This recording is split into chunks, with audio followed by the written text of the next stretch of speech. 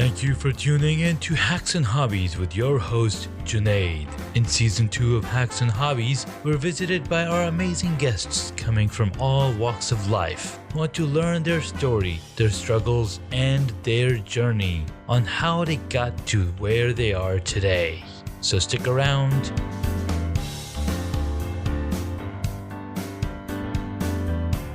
Marisa Cali.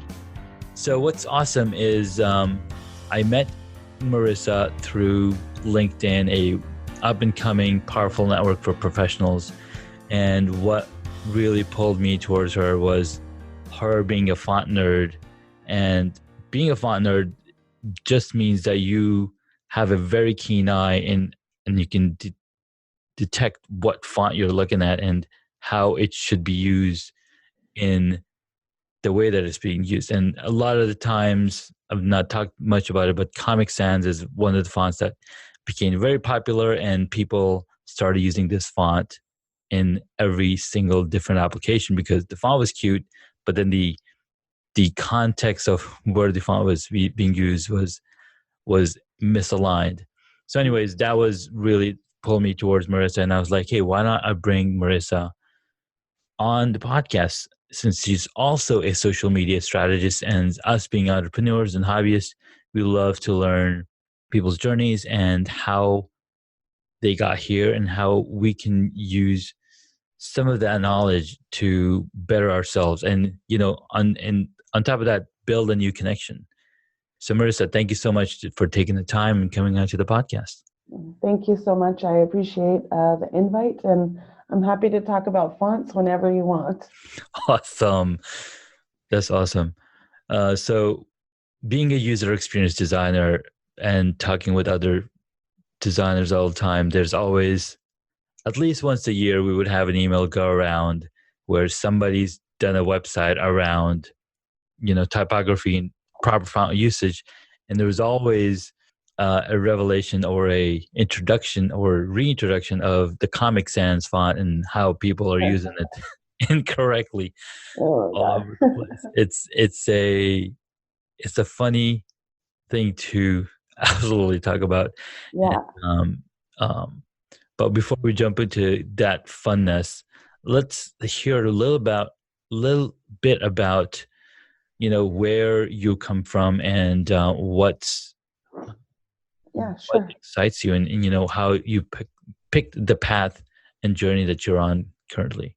Yeah, thank you. I actually, it's funny you say pick the path, because I don't know if I actually picked this path, but I'm definitely enjoying where I'm at. And I think that everything happens for a reason. But so just a little background, I'm originally from San Diego. I currently live in San Diego. Mm-hmm. But for about 10 years after I graduated college, I moved to New York.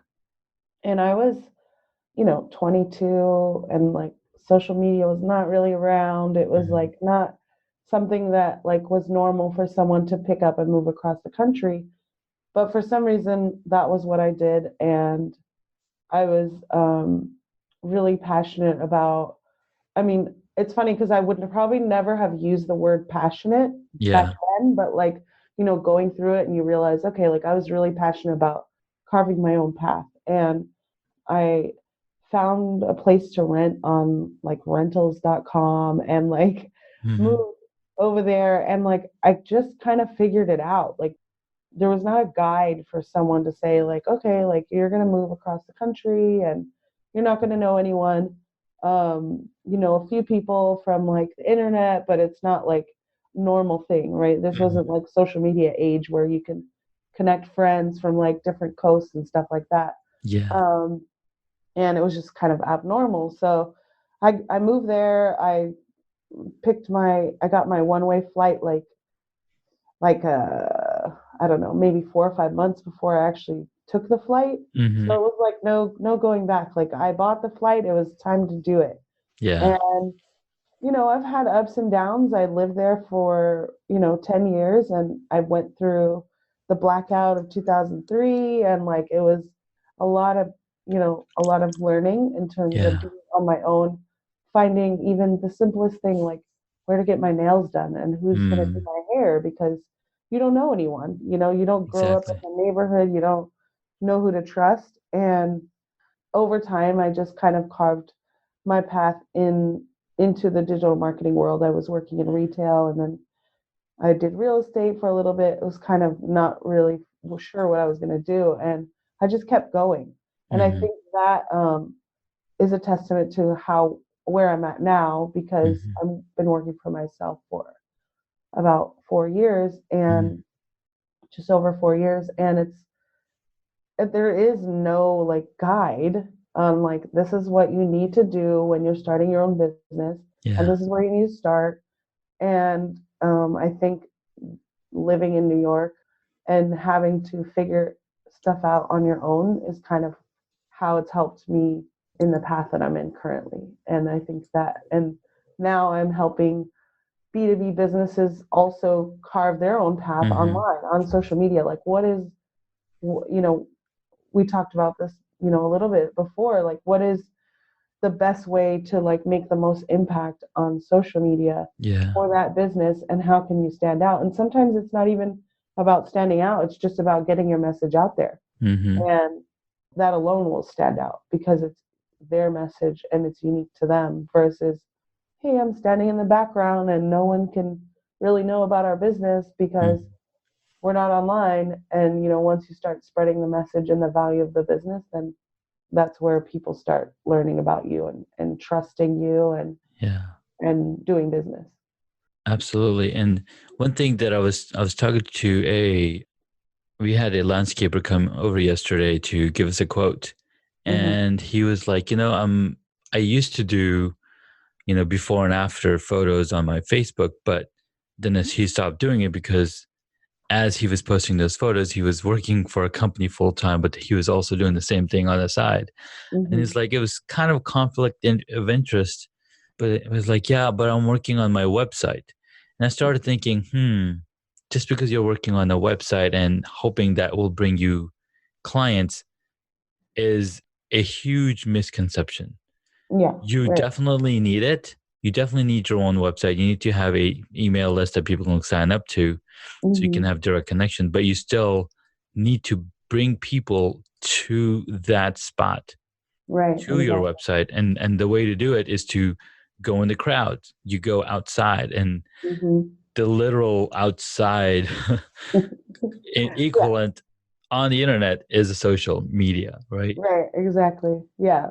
And I think there's someone that I follow that's I've connected with, and she uses the analogy like your front yard is like how you present it, and like Hmm. how your fonts, like we talked about fonts, like Yeah. how your fonts are, how professional do you look? Do you have a website even? Some people Hmm. don't have a website.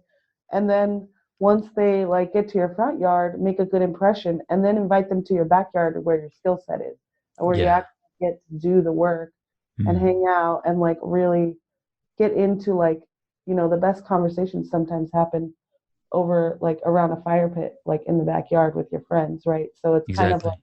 the same analogy, like getting people to like get impressed by your front yard and then hanging out with you in the In the backyard. backyard. Yeah, for every week or every month, Yeah. depending what they're doing, So it's totally, I think people, or someone's like, oh, like earlier last week some lady was asking me, do you know someone who can help me with a logo? And I was like, I had to ask a lot of questions because I was like, Hmm. I heard you talk about a business that you want to do, Hmm. and I wasn't trying to shoot it down, but I was like, Yeah.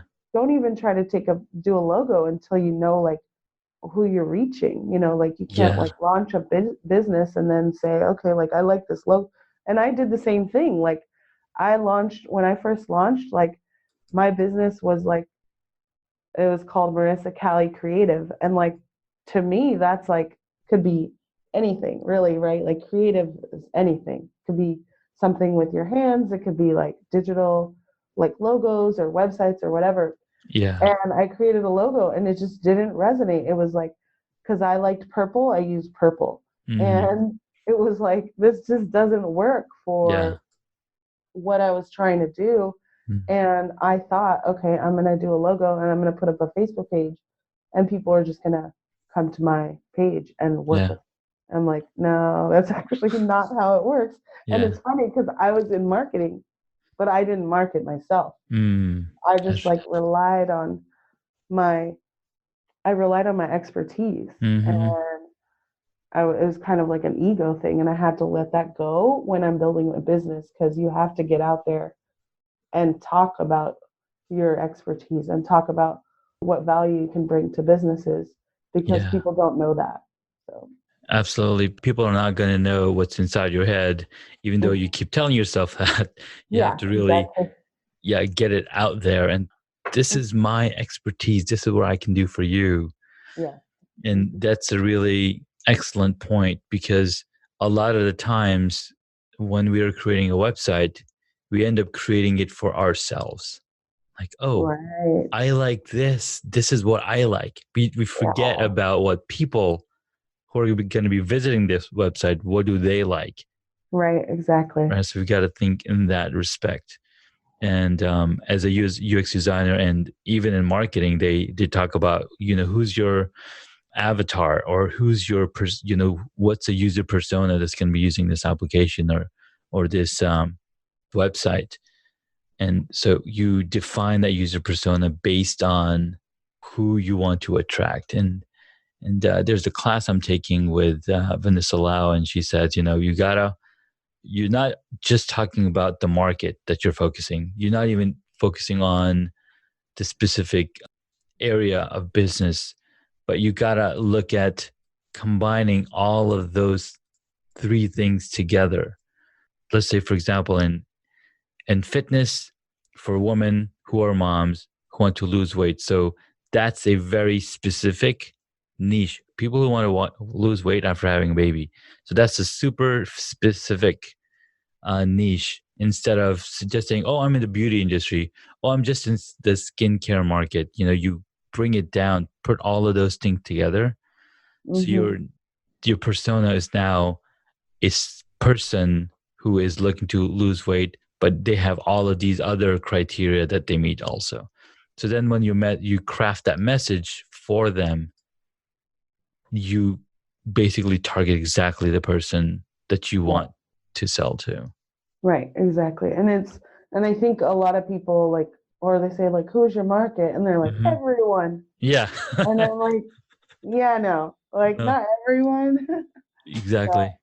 But I mean, it could be everyone, but you got to start small. I think. I mean, Yes.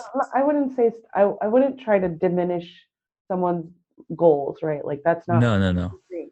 It's more so like being very targeted, and now I think it's thankfully like social media's of the past 4 years, I've seen it become more respected in terms of a marketing channel. Yeah. And it's still getting there. I think there's still a lot of people think that what's my ROI?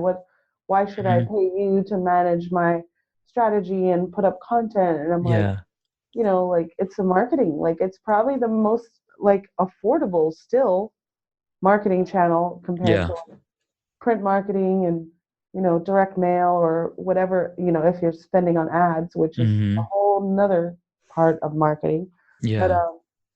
I think I'm glad that it's now becoming a little bit more respected, but it's tough when people say, well, like I can just get my like 14-year-old like Hmm. niece to like post for us, because Sure. they use social media. And Yeah. okay, that's great. Which is fine. When people Yeah. say those kind of things, then, they're not ready. They're not in the mind space to Mhm. use your services, because they don't realize the value that social media Yeah, brings to their market, or to their company, right. or the services they're offering. Oh, and the same like with you, like if someone's like, well, I could just build a site on Wix, Hmm. and you're like, I don't know. Isn't it free? Isn't it free to build a website? Yeah. And I heard something like the other day, like, yeah, it might take me, like you're paying me, it might take me 30 minutes, but you're paying for like my 12 years of experience in digital marketing. Exactly. So it's not, like I can finish it a lot faster than Yeah. you. But you're not Yeah. paying for 30 minutes. You're paying for so many years of of expertise and experience that I've been able to do it in 30 yeah, minutes, you know? exactly. There's a really cool story regarding that. There was a big machine that broke down, and they're like, okay, we need to get this fixed so we can continue our production. So they bring in this guy, and this guy comes, he looks at the machine, takes a few minutes, and then he takes his hammer and he taps the machine, and the machine starts working. And they're like, what? We just had to tap on the machine? It's like, yeah. It's like, how much is it going to cost us? Like, that's $1,000 or whatever. It's like, what? $1,000 for a tap? Like, yes. It's, you're not paying for the tap. You're paying for my 10, 12, 20 years of experience on figuring out where to tap on the machine Yeah, to get exactly. it Exactly. going. Yeah. So that's very powerful. And then, when you mentioned about the Wix site, people are like, oh, Wix is so easy. We can just build the website and blah, blah, blah. And then it comes down to, okay, you're again building the website for yourself. And the other day I saw a Wix website on my mobile phone. Sure, it was supposedly designed for the mobile phone, but it showed me all of the pages all at the same time. Like there was something wrong. I was like, why is this doing it this way? So maybe whoever designed it didn't use their theme properly, or they didn't lay out the pages the way they were supposed to. And I had to like continue to zoom in and zoom out and zoom in, zoom out. And I was like, okay, you've just absolutely done this the wrong way. Yeah. And then sometimes they're paying you for your expertise to fix Yes, it because you know where to like find the problem. Like same with exactly. like a car mechanic or, the story you just said, like you Yeah, know where to look when there's a problem. So exactly. And what's amazing is learning from experts like yourself and experts in coaching and experts in marketing and podcasting. Like I'm also taking a course on getting better at my podcast. How do I market my podcast? And he's like, sure, you can market podcasts on social media all day long, but people that are on social media are not specifically looking to go to listen to a podcast unless they're totally intrigued by what you're talking about. right, Place to market a podcast is other podcasts. Like right, they're exactly. already listening, you know, on Yeah, their be a favorite. guest. Mm-hmm. Hmm. Yeah, I actually had a podcast last year and Mm-hmm. it was really fun. I got to talk to people, and that was mainly the reason why I wanted to do it. I was like Yeah. talking to people outside of just like the surface level, like, hey, what do you do? And Mm-hmm. what are you into? The conversations, building relationships. And it was, I learned a ton, but I also learned what my capacities were. Like Yeah. I did 39 episodes and Mm-hmm. it isn't officially dead. I haven't like disconnected, everything, but Yeah. it was a lot to edit and Mm-hmm. I did get better, more comfortable at, having these conversations because some of them felt like interviews, and I didn't want them to feel like interviews. I wanted them Mm-hmm. to feel like, a conversation, and that was why I wanted to do it. And then it became towards the end, I was feeling very stressed in terms of providing value, and I Yeah. was worried about that. And that's when I realized, all right, I need to like take a break. And then Mm-hmm. the break turned into like 3 months, four Yeah. months. And now I'm like, okay, I need to relaunch it. And I want to, but Yeah. I don't know if it's gonna be the same name. Like I Sure. may still do one. Mm-hmm. But maybe just change the name and stuff. But it is a lot of work to Yeah. Yeah. market So that and like do everything. absolutely. Absolutely. And that's some of the things that I'm learning, and bringing in automation and bringing in team of Hmm. people that can help you, because the fun part of the podcast is this part right here Yeah, when we're having a exactly. conversation. Hmm. Everything else that's attached, like editing the podcast, writing the copy, all of that stuff is time consuming, it's brain consuming. And Hmm. sure, everything we have all that knowledge, we have all the information. It's just that taking the time to actually do that is very, it feels like that additional type of work. Right. And so those things can be automated. And so what I've been able to do is I've been able to bring in somebody that's now spending my 3 hours into editing each of the episodes. So now I get those 3 hours back for each episode that I was supposed to be editing. And I'm Yeah. like, okay, I feel so much more relieved. A lot of weight has lifted off my shoulder because I was like, okay, I need to edit this podcast so I can publish it tomorrow and get it out there. But now I have a few episodes sitting in the folder, and all I have to do is write the content, write the instruction around it, and schedule it on a podcast profile. So then each episode goes out on its own without me having to do anything else. So I Yeah. can That's awesome. schedule out in 30 days in advance or 2 weeks in advance, and I'm home free. Now all I get to do is focus on engagement, focus on marketing, focus on getting more amazing guests to talk to. Awesome. Yeah, that's good. I'm glad that you've realized and outsourced the stuff that you don't want to do or that Yeah, you can do, but you'd rather just spend it more time exactly. building relationships. Yeah, so there's a term called in the business versus on the business, Yes. right? Yeah. So a lot of the time, being in employee mindset, we end up being working in the business all the time. Oh, I've got to create this web page, or I got to create this logo, or I got to write the copy for this web page. And I'm doing that all the time for myself too, right? Right. I've got the Hacks and Hobbies website. I've got some other websites that I'm managing, and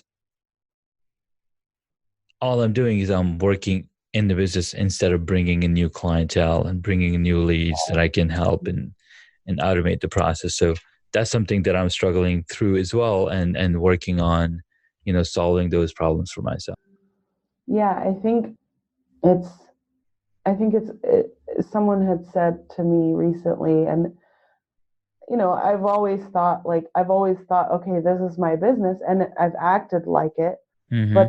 I'm still struggling to get out of that. Like, I mean, for the first part, while I was working for myself, I was like really stuck on like why I was not being able to get hired for a Mm-hmm. new job. Like, I had gotten let go from my last job because they Mm-hmm. were actually a job in New York, and so I was not planning to work, remotely for so long. Yeah. And I was like, it was like my ego was like, why can't I get a job? Mm-hmm. Why can't I get a job? And didn't, I was not even thinking about working for myself. It was just not like, I think our whole society is, you know, unless depending on who you're around, like Yeah. it's not like a normal thing, like to say, hey, you're going to go work for yourself, Mm-hmm. and I think that's changing, hopefully, a Yeah. little bit. Yeah. But it was for so long like I felt like I had a business, and I have run my business like a business for quite some time, but it took a Mm-hmm. while to get there because I felt like I was creating a job for myself versus Yeah. business.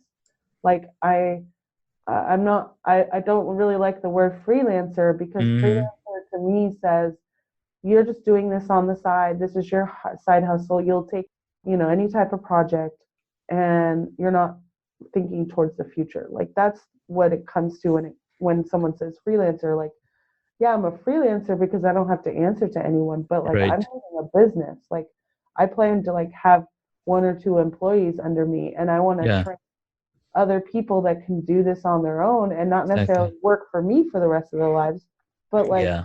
get to the point where they know exactly what they want to do, like if it's whether it's UX or if they want to do graphic design or they actually have a different passion and they want to start a whole new business. Like that would be an ideal person to work with me because let's get this stuff done where your strengths are, where my strengths are.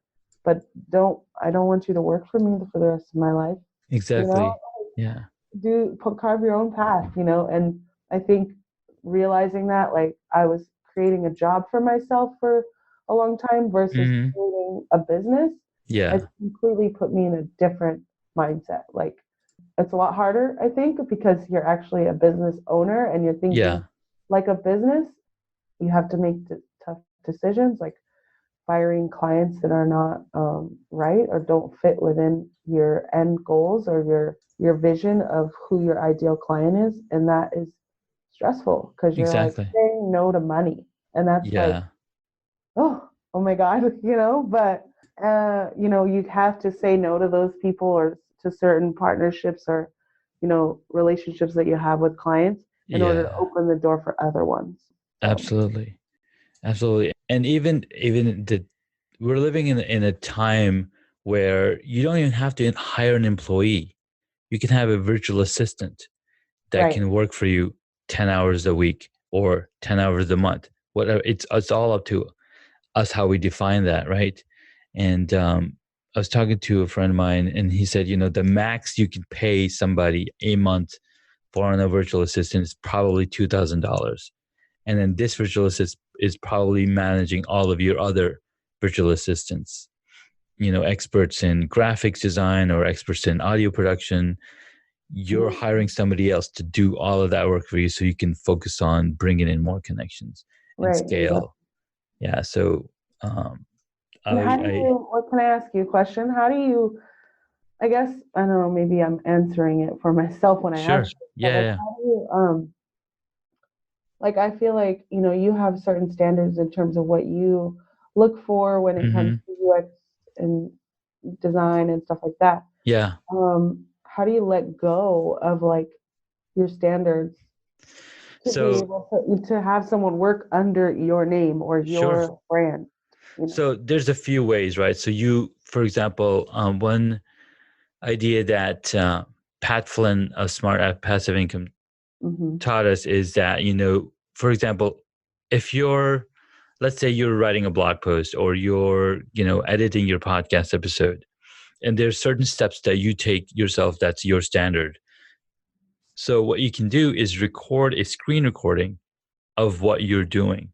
And as you're doing it, talk about it too Mm-hmm. and record that entire process. So now when you want to hire somebody, you tell them, hey, this is how I do things and this is how I would like you to do things. So you teach Got it. them Got it. what your standard is. And that's what I ended up doing for the person that I hired in editing my podcast. I was like, okay, here's the template that I've created for you. You can open this template in your application, same application that I'm using. And this is the process that I go through. I do this conversion, apply these filters, I apply these effects, and then this is where I cut. And this is how I compose the entire episode. So they're like, all right, I've got it. I can do this. No problem. So now if this person that I've hired, they have no time, I can, then add on another person because now, I'm producing two different podcasts and I'm helping other people produce podcasts. Now they don't have time, but they have the recorded episode. We need to get that published and get that out the door. Now have multiple people that are following that same process. So Mm, a good the idea. yeah, so what they call it is standard operations procedure, something like Hmm. the SOPs. So you It's define okay. these SOPs, yeah, and you can go forward with it. Another person that I get newsletters from, he's basically listed out his entire process in a blog post. Like, this is all the things that I do. And he's like, I spend 30 minutes in the morning writing my blog post and I drop it in an email. And then this email goes to my VA. The VA then schedules a blog post when it's going to go out. They create all the social media around it, creating graphics or whatever. So you could totally scale this all. So then, and that's some of the things that Tim Ferriss mentioned in his book, Hmm. 4 Hour Work Week. He's like, you have other people do the work for you. That way you can focus and you can, work on the stuff that really matters because yourself and I we're almost like visionaries. We have visions and to help people and to get better at social media or to get better at podcasting or get better at video editing.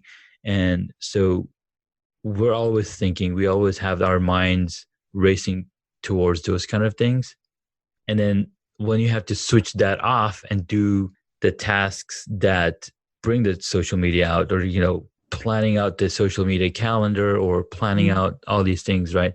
So that takes us away from being in the creation mode, I guess. Yeah. Yeah. I mean, it's funny because like I just talked about this like yesterday on my LinkedIn about being stuck in your business, and like if you don't have systems or processes in place, like Yes. you can get really stuck and like it could really throw you off, like totally. And you don't think about this stuff, I think, when you first start your own business, because you're just like chasing the next project, right? Hmm. Instead of like really figuring out, okay, I need a structure for myself, because I know that if I once I get that second person to help me out, like I've had someone help me with like appointment scheduling and stuff like that, but like the person that's actually going to help me with the stuff that I do, the stuff that makes Yeah, me money, is I'm gonna have to do more processes. Like I have calendars, I have structures, I have project management tools, but it's right now it's like figuring out like where can I fit someone in that's gonna be the most effective for them as well as me, you know. exactly. Exactly. But I didn't know that in the beginning, I guess. Yeah. You Yeah, know. it's all right. So you take the path and you start seeing things that you've never seen before, and you start learning about them through trial and error, and the things that are amazing as you learn through, and you start noticing other people's processes. I'm like, oh, that's how he's doing it. Oh, that's how an email funnel works, or that's how these different things work. And you start seeing those things and seeing those gears inside the machine Hmm. on how they operate, and that just opens your mind up even more. Yeah, definitely. I think I try to help. Like I have a friend that's launching her, like she just quit her job like two months ago, and Mhm.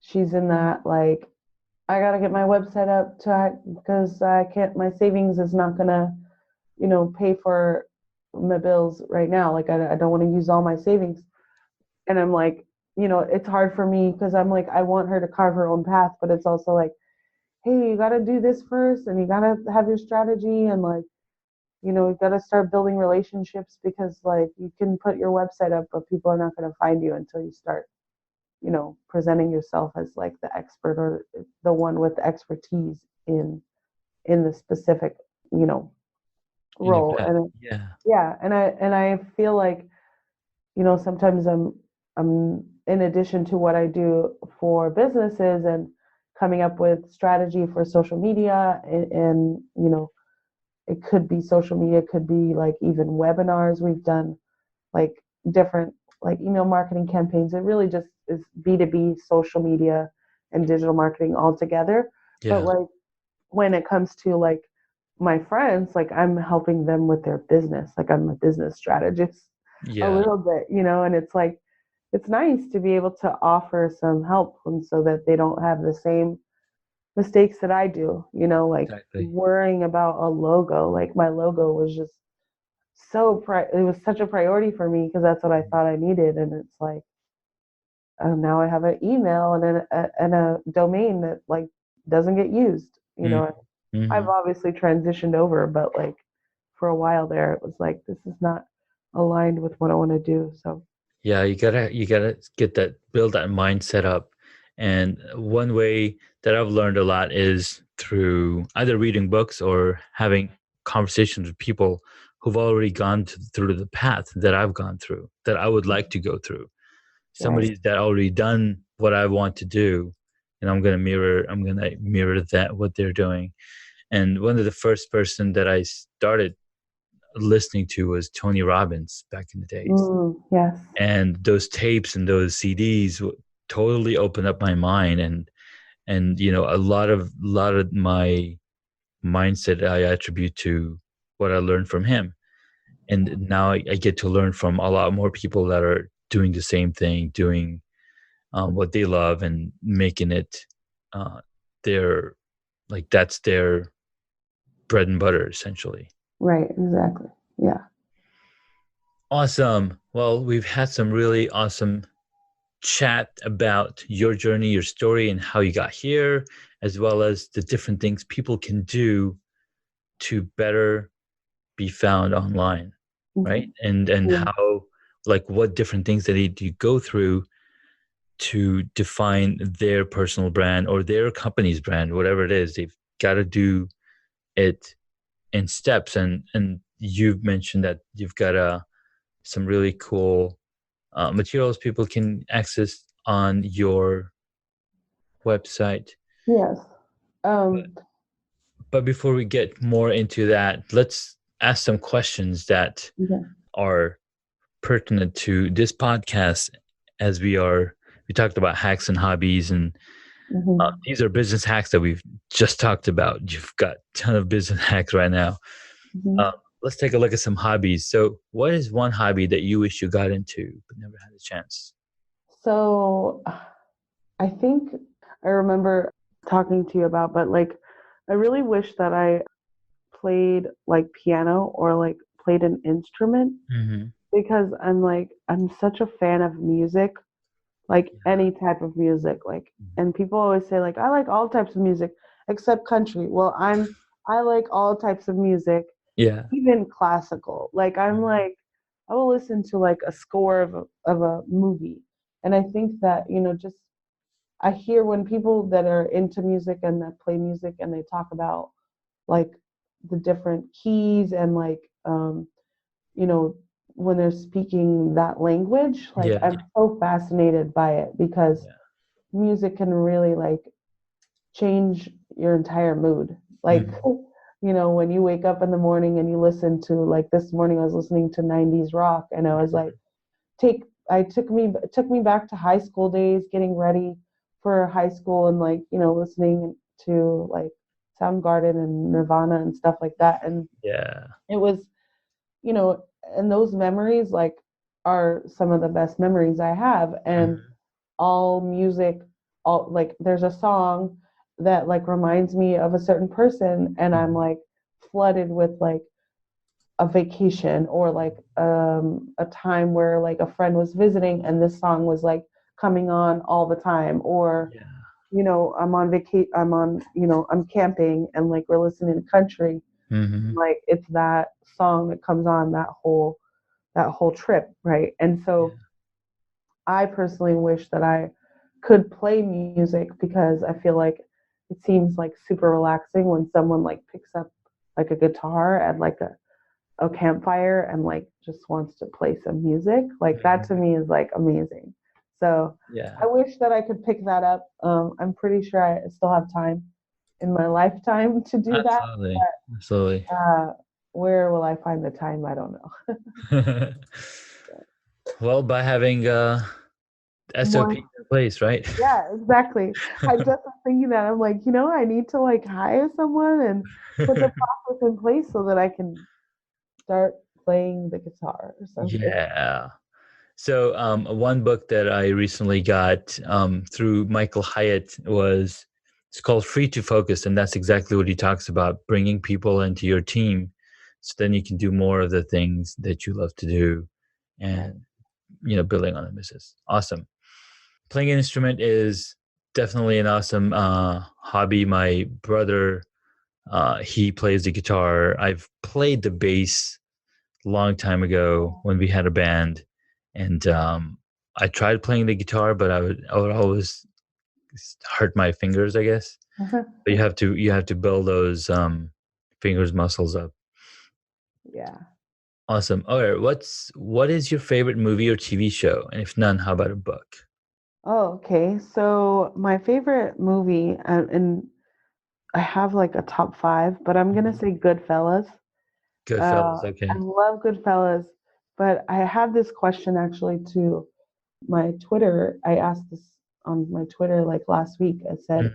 if you could only watch one movie for the Yeah. rest of your life and only one movie, like anytime you wanted to watch a movie, you can only watch that one movie. Yeah. What movie would it be? And like I always think of Goodfellas. Like there's Nice. good movies like The Departed, Memento. Mm-hmm. You know, I even like silly movies like Clueless. Like I really love that movie. Mm-hmm. But Goodfellas was my go-to, and there were so many good options. I was like, oh man, that would be tough to like pick To like, one movie, yeah. for the rest of your life. But for me, it's one, it reminds me of New York and, living there, but like there's good memories surrounding it because it would always be the movie that you put on like when your friends are hanging out and Sure. like you're with like people that you care about and you just put on the movie because you already know what happens, like you've seen it a million times.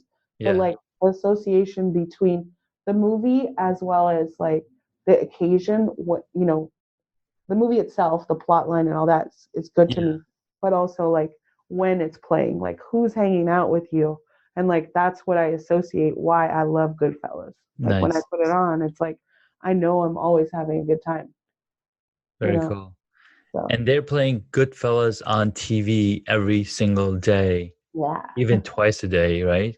Yeah. That's really amazing. It's one of the movies from the 90s, crime and drama, 2.5 hour long movie. I mean, wow, that's a really long movie for that time period. It's amazing. Right. Exactly. Cool. You've actually inspired me to add another question Okay. for future, and you've already answered it.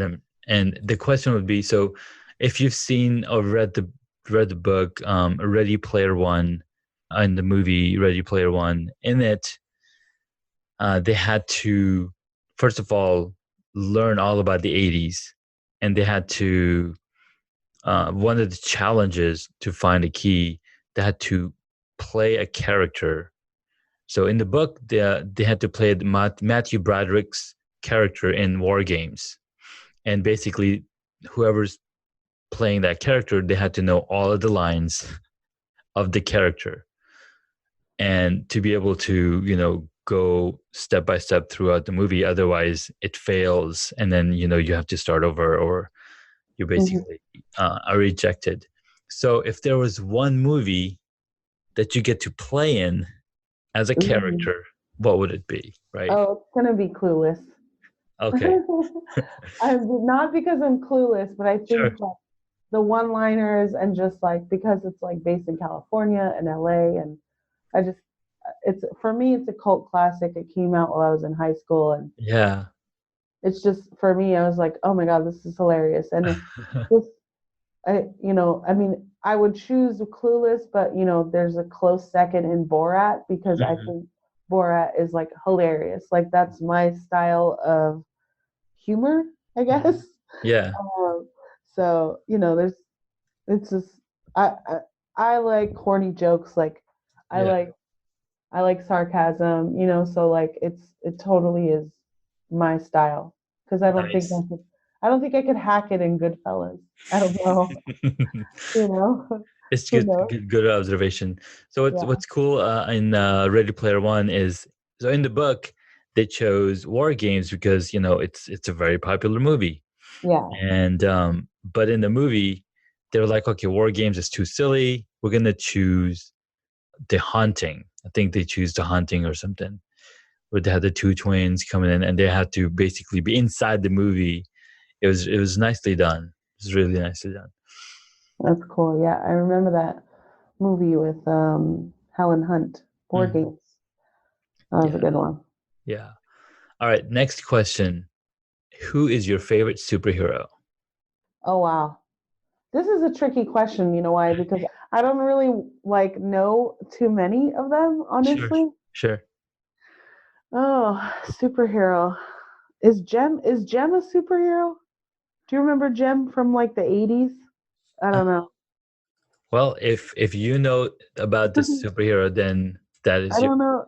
yeah. I don't know what qualifies as superhero because I'm not really into actually I don't really watch a lot of movies in the Sure. theater Uh-huh. because I end up falling asleep. Because I don't know, it's the darkness or like just the calm, it's like very comfortable. yeah, like I watch movies at home, I fall asleep. I watch movies in the theater, I fall asleep. Like Hmm.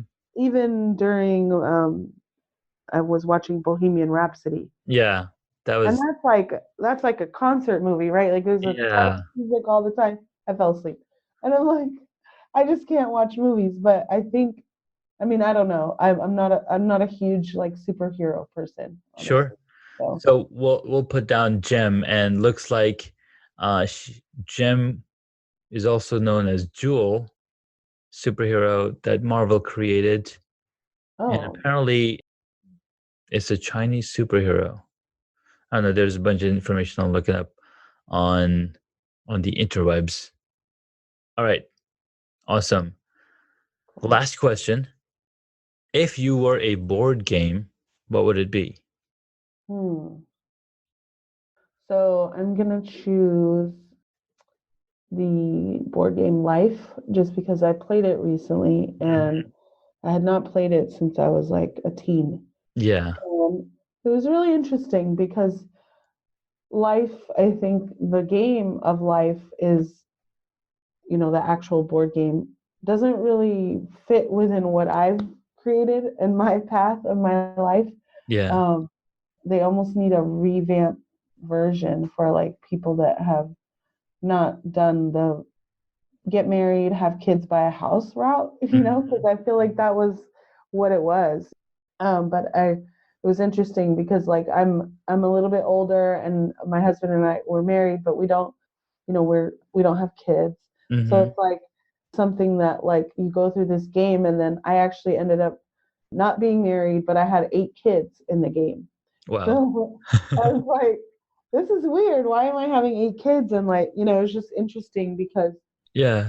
these, I don't know how old people are playing this game, but they're Mhm. young. And Yeah. then they get this, like, that might be the beginning of them thinking like their life is supposed to be like this game, right? And Yeah. so I'd like to be, I'd like to be the game of life, but also have a different character, a different path. Nice. So, That's awesome. What's funny about board games is recently on Snapchat they have Bitmoji stories, and one of the latest stories was, it's my wife and I, and she's like, "Hey, you gotta come over here right now." I'm like, "All right, here, I'm here." She's like, "Finally." She's like, "I just got this awesome new board game. We gotta try it out." I was like, "All right." And then she's like, "All right, let's go." So she's like, "All right, here are the pieces to start with. You can get 5 of these and 10 of these." She goes on and on for hours and hours. And then after like 4 hours, my character's like, "Dude, when do we actually start playing this game?" And she's like, "What do you mean? We've been playing this whole time." And the game is called Instructions, the game. oh my God. Like, oh my God, Bitmoji just knows how to pull those strings just the right way. And it reminded me of that story that I watched yesterday. I was like, oh my God, that's so interesting. Yeah. Cool, man. That's really awesome. So we were talking about where can people go to your website and get some really awesome tips on how to be good at social media or great even, right? Yeah. You've got some links, and so where can my audience find you and Yeah. get these cool? So yeah, I'm definitely like all about B2B social media, but one of the best platforms that I think is great, at least for a personal brand, someone who's starting out or, a business, my target audiences or my target clients are, the platform they're using is LinkedIn. So I do have a 5 tips that you can help you crank up your impact on LinkedIn, and Mm-hmm. that will help you develop your personal brand and really bring you up into the forefront and spread your value and showcase your expertise on LinkedIn. And that you can get that at allthesocial.com/hacks and hobbies. I made a special page for everyone listening. So Awesome. Thank you so much, Marissa. you're welcome. So that link is Allthesocial.com slash allsocial.com. yeah, allthesocial.com/hacks and hobbies spelled out. So you can. Awesome. I'll be sure to include the link to Mhm. the website. And thank you so much for creating that special page for us, You're my welcome. audience. This is awesome. Cool. Well, thank you so much. People can connect with you through the special link on allsocial.com.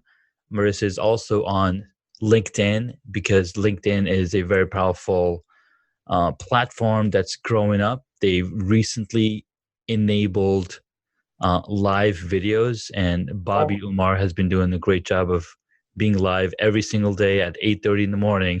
wow. That's a lot. That's commitment. It's a lot of commitment, and he's got a really awesome story, and I can't wait to bring him on the podcast as well.